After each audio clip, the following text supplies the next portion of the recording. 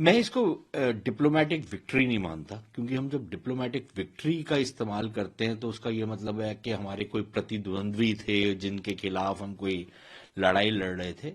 मेरे ख्याल ये एक लिहाज से कूटनीति की जीत है।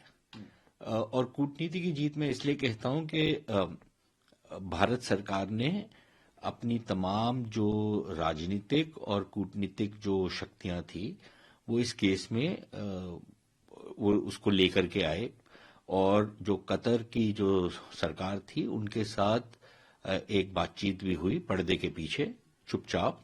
उसको मीडिया पे नहीं लेके आया गया। उसमें प्रधानमंत्री जी और विदेश मंत्री जी जो हैं और जो हमारा दूतावास है वो सब लोग इस कार्रवाई में इन्वॉल्व थे। और जो भारत और कतर के जो रिश्ते हैं उनका भी वास्ता, और ये कतर को भी मालूम था कि अगर जिस तरीके की सजा उनके कोर्ट ने सुनाई गई एक ऐसे जुर्म में जो अभी तक किसी को पता ही नहीं है कि है क्या, क्योंकि किसी ने चार्जशीट भी नहीं देखी, किसी ने कुछ भी नहीं देखा अभी तक। तो कतर को भी मालूम है कि अगर वो 8 भारतीय नौसेना के पूर्व अधिकारियों को अगर इस तरीके से कोई मौत की सजा देते हैं तो भारत और कतर के रिश्ते हैं वो तो बिल्कुल गड्ढे में चले जाएंगे। तो वो भी नहीं चाहेंगे ये।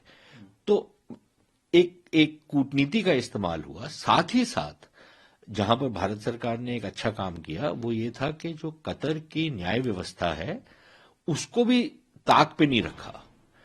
अक्सर लोग ये करते हैं कि भैया हमने वो कूटनीतिक लेवल पर जो वहां के लोग हैं उनसे बात कर लिया तो ये जो कानूनी व्यवस्था है इसमें पीछे पड़ने की जरूरत नहीं। तो हमने दोनों ट्रैक्स पे ऑपरेट किया।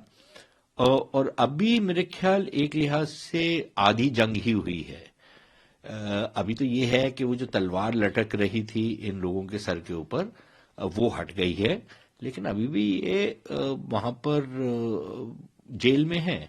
और मेरे ख्याल कोशिश ये रहेगी कि इनको जल्द से जल्द वापस भारत लेके आया जाए। तो वही न्याय प्रणाली जो है कतर की उसको भी हम लोग यूज करेंगे, और साथ ही साथ जो कतर के साथ हमारे रिश्ते हैं उसका भी इस्तेमाल होगा। और कोशिश ये होगी कि इनको वापस लाया जाए। और उसमें शायद 2 विकल्प जो इमीडिएटली नजर आते हैं। एक तो ये है कि भारत और कतर के बीच में जो एक संधि है जिसके तहत अगर कोई भारतीय कतर की अदालत ने उसको सजा दे रखी है तो वो भारत में आकर के अपनी सजा काट सकता है।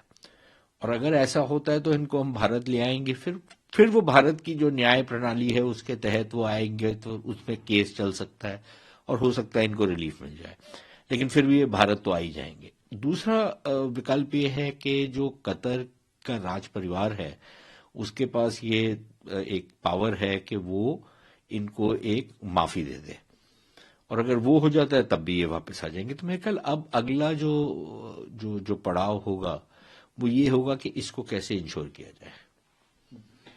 जिस तरीके से सर भी बात करें हैं उससे कितना ज्यादा बूस्ट मिला है आपके हिसाब से, इसमें हेल्प मिली होगी? देखिए, ऑब्वियसली अगर एक जमाना था कि अगर आपके लोग किसी विदेश में कहीं पे पकड़े जाते थे किसी भी मामले में तो भारत सरकार तो अपना हाथ झटक देती थी। लेकिन मेरे ख्याल एक जो उपलब्धि है इस सरकार की 2014 से, और ये मेरे ख्याल इसका एक लिहाज से श्रेय सुषमा स्वराज जी को देना चाहिए, लेकिन भारत सरकार वो पूरी तरीके से इसमें इन्वेस्टेड है कि भारत का कोई भी निवासी दुनिया के किसी कोने में भी अगर हो, अगर उसके ऊपर कोई विपदा आए तो भारत की जो सरकार है अपनी सारी ताकत लगाएगी उसको उस विपदा से निकालने के लिए। अब जहां तक हुआ है आप मानेंगे नहीं कि भारतीय मूल के लोग जो किसी और देश के निवासी हैं, ठीक है, जब वो विपदा में फंसते हैं तो वो अपने देश को नहीं बोलते, वो गुहार लगाते हैं भारत को कि आप हमारे को बचाइए।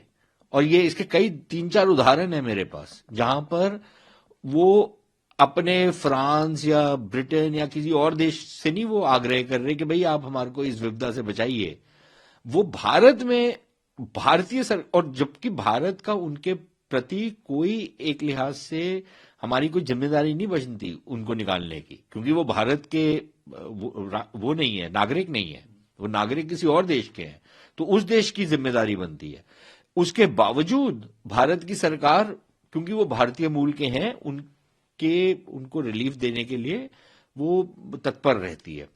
तो मेरे ख्याल ये एक बहुत बड़ा चीज है, और ये बहुत लोग जो दुनिया भर में ट्रैवल करते हैं, मेरे ख्याल उनको एक बहुत कॉन्फिडेंस मिलता है इससे कि अगर हमारे ऊपर कोई 1921 हुआ तो हमारी सरकार जो है वो हमारे साथ खड़ी हुई है, जो बाकी पश्चिमी देश अक्सर करते थे अपने नागरिकों के लिए। वही चीज भारत भी अब कर रहा है, और मेरे ख्याल ये एक बहुत सराहनीय कदम है। उम्मीद तो कोई नहीं है इसमें। देखिए, अब हाफिज सईद जो है वो एक आतंकी है, और उसका जो आतंकवाद है वो पाकिस्तान की जो आतंकी रियासत है, ये उसके तहत वो अपना आतंकवाद फैलाता है। उसका सारा जो तंत्र है वो पाकिस्तान के जो सरकारी तंत्र है उसके साथ जुड़ा हुआ है। अब ये एक्सपेक्ट करना कि पाकिस्तान का सरकारी तंत्र उसको हमारे हवाले कर देगा, और मैं इसमें जो कानून की पेचीदगियां हैं उसमें नहीं जा रहा, बट सिर्फ जो एक बेसिक कंसेप्चुअल लेवल पर जो बात है कि वो पाकिस्तान अपने पैर पे कुल्हाड़ी तो नहीं मारेगा कि उसको भारत के हाथ दे दे। क्योंकि अगर वो आएगा तो फिर पाकिस्तान की जितनी कारस्तानियां रही हैं और जो कुछ उन्होंने किया है आतंकी मामले में और आतंकवाद को प्रोत्साहन देने में, वो सब दुनिया के सामने आ जाएगा। तो वो करने वाला नहीं है। अपने तई पाकिस्तान ने, क्योंकि उनके ऊपर बहुत दबाव पड़ा, उन्होंने दुनिया को दिखाने के लिए तो ये बोला है कि हाफिज सईद को हमने टेरर फाइनेंस के केसेस में हमने इसको सजा दे दी है, ये जेल में है। लेकिन वो जेल में नहीं है, वो अपने घर में रहता है। वो अपने सारे जितने उसके कारिंदे हैं उन सबसे मुलाकात करता है, सारी अपनी प्लानिंग करता है, अपना जहर उगलता है।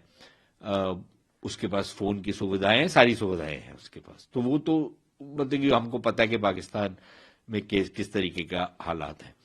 तो इसको इसका एक्स्ट्रेडिशन तो नहीं होगा। लेकिन मेरे ख्याल भारत सरकार जो एक अच्छा कदम कर रही है ये सब करके, वो ये है कि अंग्रेजी में एक शब्द का इस्तेमाल होता है लॉफेयर। जैसे हम वॉरफेयर यानी कि जंग की बात करते हैं, वैसे एक लॉफेयर भी है कि आप कानून के जो अंतर्राष्ट्रीय कानूनी प्रणाली है उसका कैसे इस्तेमाल करते हैं अपना जो केस है उसको आगे बढ़ाने के लिए दुनिया की जो पटल है उसके ऊपर।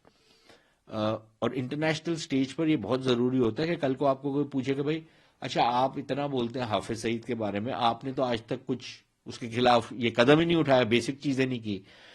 तो मेरे ख्याल भारत सरकार जो अब कर रही है और काफी अरसे से भी करना शुरू कर दिया बाकी लोगों के ऊपर भी, वो ये है कि इस मामले को जोर शोर से उठाते रहना और पाकिस्तान को इस तरीके के, और मैं तो मानता हूं कि हर महीने 2-3 भेज देने चाहिए।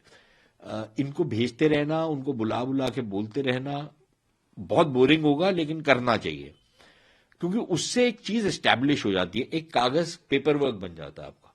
कल को हमको नहीं पता कि दुनिया में कैसे हालात पैदा होंगे, लेकिन जैसे FATF का केस हुआ कि हमारे पास इतना मसौदा था कि फिर हम पाकिस्तान को कटघरे में खड़ा कर पाए, वैसे ही आगे चल के कुछ और किसी और चीज में आपके पास ये आ सकता है। तो आपके पास वो पूरा का पूरा एक थद्दा होगा जिसको आप दुनिया के उस पर मेज पे रखेंगे और बोलेंगे कि देखिए हमने तो इनसे इतनी बारी ये सब कुछ कहा और ये कुछ करते नहीं है इसमें। तो मेरे ख्याल वो जो लॉफेयर वाला स्ट्रैटेजी है उसके तहत ये कदम उठाए जा रहे हैं, और ये जरूरी है दुनिया भर में इसको कॉन्स्टेंटली एजिटेट करते रहना कि ये एक खूंखार आतंकवादी जो पाकिस्तान की रियासत के संरक्षण में रहता है, उनकी स्पॉन्सरशिप में रहता है, वो इसका पैसा, इसका देखभाल वो सारा करते हैं, इसकी सुरक्षा का ध्यान रखते हैं, और उनको इस लिहाज से दुनिया के सामने बिल्कुल नंगा कर देना पाकिस्तान को।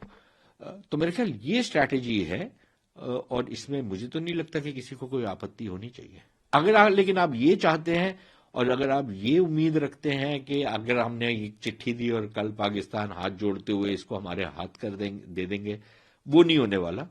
लेकिन उम्मीद रखनी चाहिए कि अभी नहीं होगा, हो सकता है 1 साल के बाद हो जाए, हो सकता है 5 साल के बाद हो जाए, लेकिन इस पे हमको लगे रहना चाहिए। और सिर्फ इस केस में नहीं लगे रहना चाहिए, जो बाकी सारे खूंखार आतंकवादी हैं उनके केसेस में भी हमारे को ये मतलब हर हफ्ते आप एक भेज दिया करें ना, यहाँ पर जो इनका दूतावास है कुछ कर तो रहे नहीं है वो यहाँ पर, तो उनको हर हफ्ते बुलाया करिए, एक जूता मारिए और साथ में ये कागज थमा दीजिए इनको कि भाई आप इसको, दाऊद इब्राहिम है, मसूद अजहर है, हाफिज सईद है, 50 और इनके आतंकी हैं, उनको आप हमारे हत्थे करिए क्योंकि वो इस केस में मुलविस हैं।